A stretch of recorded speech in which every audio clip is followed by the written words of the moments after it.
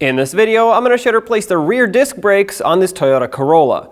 These are located behind your rear wheel, so let's get started. Let's remove the wheel. Use a 21mm socket and remove all 5 lug nuts. If you have the locking nuts, make sure you of course have the locking key for them and break them free with a breaker bar on the ground before you lift up the vehicle. These locking lug nuts keys can break if you use an impact on them. Mine is broken free, so I'm ready to take them all off.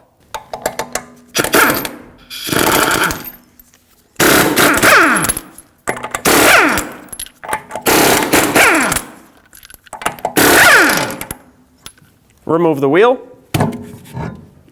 On the backside of the caliper, you'll see 2 13mm headed bolts. Let's remove these. This will allow us to separate the caliper from its bracket.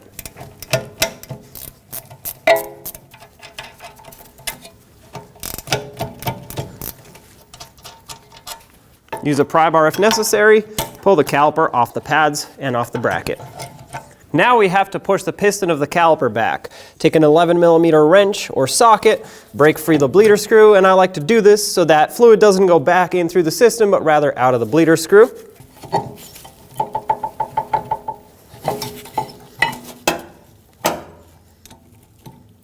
With that open, I have a collection receptacle that has a hose on it, so I'm going to attach that.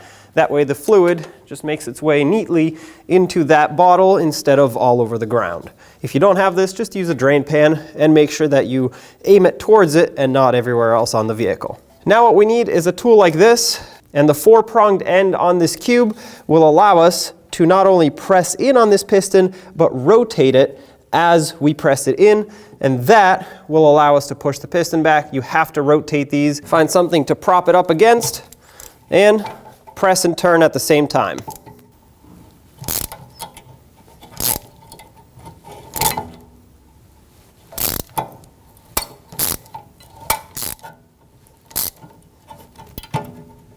All right, that's bottomed out completely, so we'll let this drain for a minute, and that way any air that might be trapped in here can come out. Then we'll close that bleeder screw. All right, it's time to close this off. Snug it. I'm going to take my hose off of here. We'll wipe any brake fluid that was here, and if your caliper had a little rubber boot or cap on the bleeder screw, reinstall that. Now let's remove the pads. Set those aside. With a 14mm socket, remove the 2 bolts that hold the caliper bracket onto the knuckle. We'll leave this one threaded in a few threads so we can take the top one off. Take them both out and remove the caliper bracket from the knuckle. We'll set it aside to clean it. At this point, my rotor's coming off easily. It's not stuck on here. Sometimes they get stuck, so you can either take 2 M/125 bolts and thread them in here. That'll pop it off, or just use a hammer and tap it off. Now we have to clean up the surface of the hub. Looks like mine has been cleaned in the past, and there's some old anti-seize on here. We'll wipe all that off, brush it, use a sanding disc or a wire brush or wire wheel to get this nice and flat so the new rotor can mount nice and flush. Then we'll coat it and install the new rotor.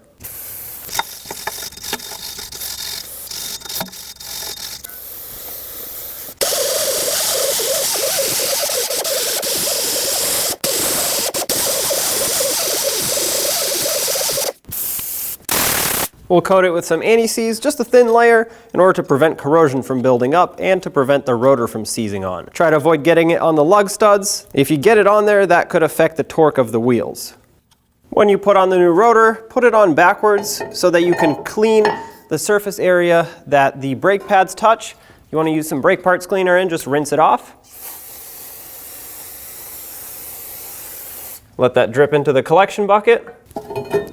Flip it around, install it the right way, and rinse off the other braking surface.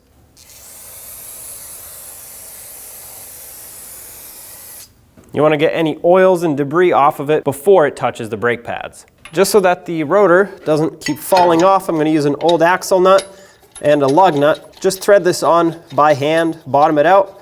This will hold everything in place so that you can work easily. Now with our caliper bracket on the workbench, we can clean it. And what that entails is, first of all, removing the old anti-rattle clips.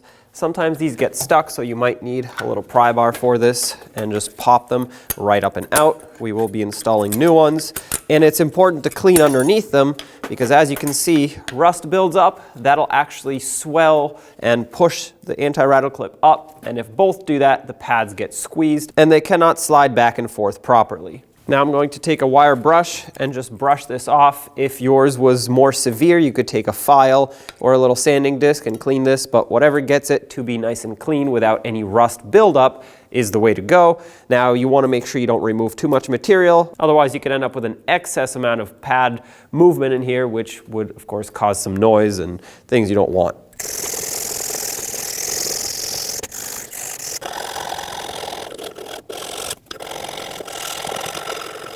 Once you're done, rinse this with a little bit of brake parts cleaner.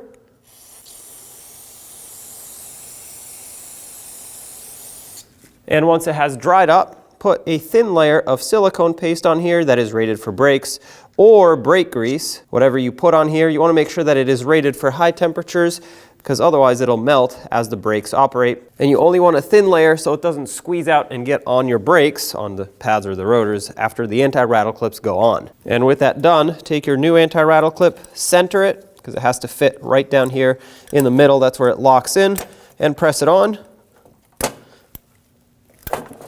Make sure it is fully seated. This one is, so we'll flip this over, do the same to the other side. Next, we have to take the slider pins out, pull the boots off.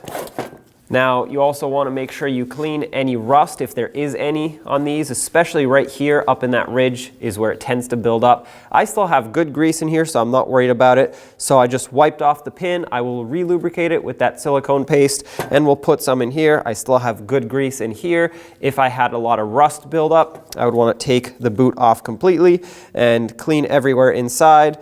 I'm even going to apply a little bit of grease right up here where the boot seals up, and put the boot back on. And then once everything is cleaned up to your liking, put a little bit of grease inside the boot. Then whatever you have left, just put it on the pin. You can't put too much on the pin because it'll get wiped off as you try to push it in.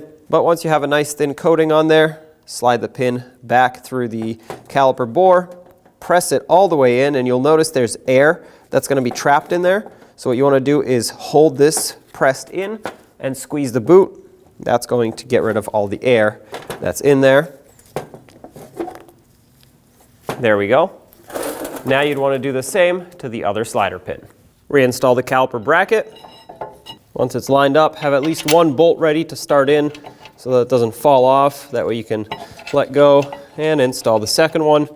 Now we'll tighten them both up.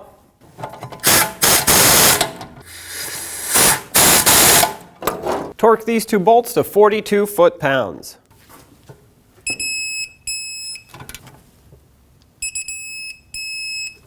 Now let's put the pads in. The inner pad is going to get a wear indicator sitting on the bottom of the pad. Slide that in.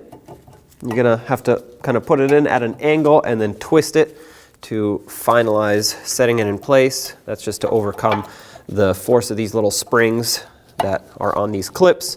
And that's there so it can hold the pads tighter in place, and make sure that they move around smoothly. As you can see, mine do. They pop out easily, and if they don't move around smoothly, that means the areas top and bottom right here where the pads sit are not clean enough. The rust is squeezing them together, so you need to take it off and do some more cleaning. Now take your caliper, slide it over the pads and the caliper bracket, and have your bolts ready to line up and install so you can secure the caliper to the bracket. We'll snug these up and torque them to 26 foot-pounds.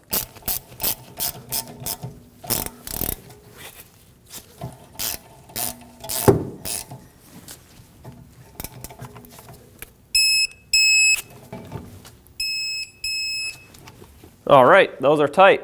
Put the wheel back on. Start all 5 lug nuts, bottom them out in a cross pattern, and also in a cross pattern, torque them to 76 foot-pounds.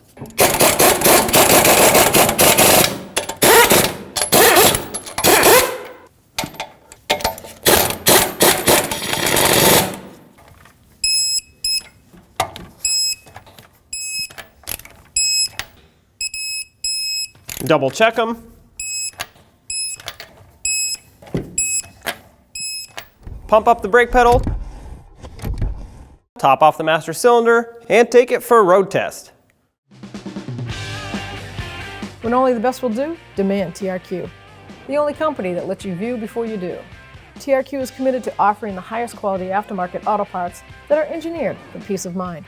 Thanks for using and viewing with TRQ.